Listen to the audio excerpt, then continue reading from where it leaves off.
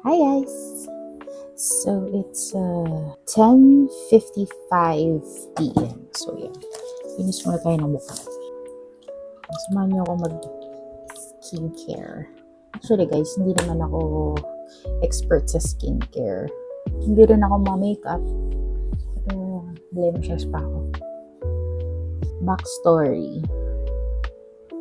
Kaya nag-start ako mag-skincare kasi few months back nagkaroon ako ng pimple sa nose.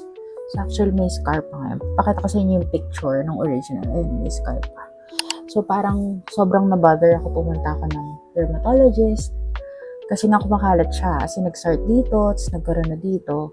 So feeling ko, that time kasi naalala ko, usbong pa lang yung pimple. Gusto ko na siyang tesin kasi may lakad ako nun. So, inis na inis ako. So, pinrek ko siya, which is alam kong hindi naman talaga dapat. So, yun. After nun, doon na nag-start. Parang sobrang lalim yung pimples. So, hindi lang isa. Siguro mga 3 siya.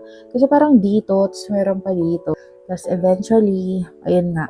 Yan, natira siya. Wala nun,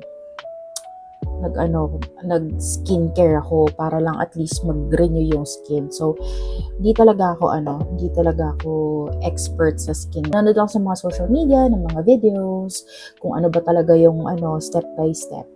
Step by step ba para success? Yun, I'm back. Kaya naisipan ko mag-video ngayon. Kasi, yung usual kong ginagamit na glycolic acid, yung out of stock. So, hanap ako ng ibang brand na okay yung review. So, nagsisearch ako sa social media kung ano ba talaga yung okay. Dumaan sa akin to. So, sige, try natin kasi maganda yung mga reviews. As ang cute ng yung brand nila. So, ang name is, actually ko lang, was full, ganyan. So, bumili ako ng hyaluronic acid. Hyaluronic acid toner. Pwede na yan. And then, yung glycolic toner nila na 7%. So, ang ganda, very Gen Z. Ang ganda ng vibe. So, parang ayoko nga siyang buksan eh. Pero, so, ang dami ko nang tinatry para lang talaga tong ko. Pero in fairness naman, very consistent naman ako sa skincare ko kasi nga gustong-gusto ko nang mag-improve yung acne scar ko or mawala ni acne scar ko sa ilong. Tingnan mo. Maano siya? Sabi ko, nung dumating, parang laki. Maliit lang naman yung binili ko. Kaya pala, kasi ang ganda mismo nung packaging niya. Ang ganda, sobrang ganda. See? Ganda. Mali nga mali yung mga una kong ginagawa kasi mag-facial wash ako and then magma-micellar and then mga toner and then serum. Yun. Actually, hindi na ako nagmo-moisturizer, hanggang serum lang talaga ako. So, dapat pala, nagma-micellar muna ako kasi technically makeup remover siya. So, and then, ayan, nag-facial wash na ako. So, ito yung first time na na ako dun sa step by step. Guys, kung may other way kayo to help me out, improve my acne scar, doon pa talaga sa ilong, alam mo yun. Pakita ko sa inyo yung picture na as in fresh pa yung pagkakaano ko nung sa pimple. As in, paano pa lang siya, pagaling pa lang siya. At tapos may wedding akong pinuntahan, girl! So, alam mo yung lahat sila, go picture tayo kasi mini reunion yun ng parang mga batchmate ko nung college. Hindi ako confident that time kasi nga may pimple scar ako, very fresh. Nagtry ako ng nung parang patch, pero hindi, nakikita pa rin sa picture. Todo edit ang lola mo. Hyaluronic acid toner. So, ito na. Ganda talaga ng nila, packaging. Tito Jeez. Habang binubuksan ko pala ito, kwentuhan ko kayo. Di ba start na ng Viking Sea, Alden Richards. Sabi ko, Daddy, pag nakita mo naman sa taktak si Alden Richards, magpa-video greet ka naman, please.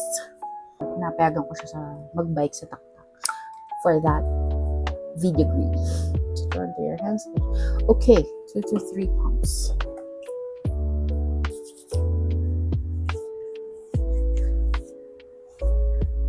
Parang kakaiba siya. Kasi may ibang toner na parang very tubig yung toner. Yung parang feel mo walang dumidikit sa balat mo. So, ganun. Okay. Okay na yan. So, itong glycolic, pag first time ka talagang gagamit. So, recommended siya 2 to 3 times a week. Yun yung lagi ko nakikita sa direction. Parang may kumakagat lang ng mga maliliit na langgam kasi nga mataas yung percent, 7% yung glycolic acid na ginagamit ko. Pero ginagamit ko lang siya tuwing gabi kasi nga bawal siya sa ma-expose sa sunlight. So, in-expect ko naman yung mga tingling sensation sa mga pag may mga pa-pimples ako. Okay, this one, kasi yung dati kong, yung usual kong ginagamit, talaga ramdam, eto na, nararamdaman ko. I can feel it. Usually kasi, kailangan may mararamdaman kasi feeling ko doon ko na-feel na, talaga siya glycolic at talaga siya tas effective. Kasi sa dati nagre-retinol din ako sa, gumamit ako ng isang kilalang brand. Wala siyang so feeling ko, ewan ko, naman yun. Legit naman yung site. Ayan. Ayan na. Masakit. Actually, dito medyo dito kasi namumula yung ko. Ayan. So, yun. Pala guys, nag-try din ako ng isang product. Ito bagong labas lang nila. So, this is under Skintific Lactic Acid. So, ito naman, din, very similar sa glycolic daw to. So, ang bala ko is alternate siya. So, kung nag-glycolic ako ngayong gabi, magla-lactic acid ako bukas. So, yan. Hindi ko kayo kung ano mangyayari dito sa acne scar ko. So, yan. We'll go to the serum. 10% niacinamide plus. Actually, may hyaluronic acid din to, though wala naman akong nabasang video that bawal na sabay-sabay. So, ito okay lang to. So, ito, 2 pumps. Dermo Republic. Actually, sa kanila ako halos bumibili. Pero nga, nag-trending kasi baka matagal ng trending yan. Pero, ayun.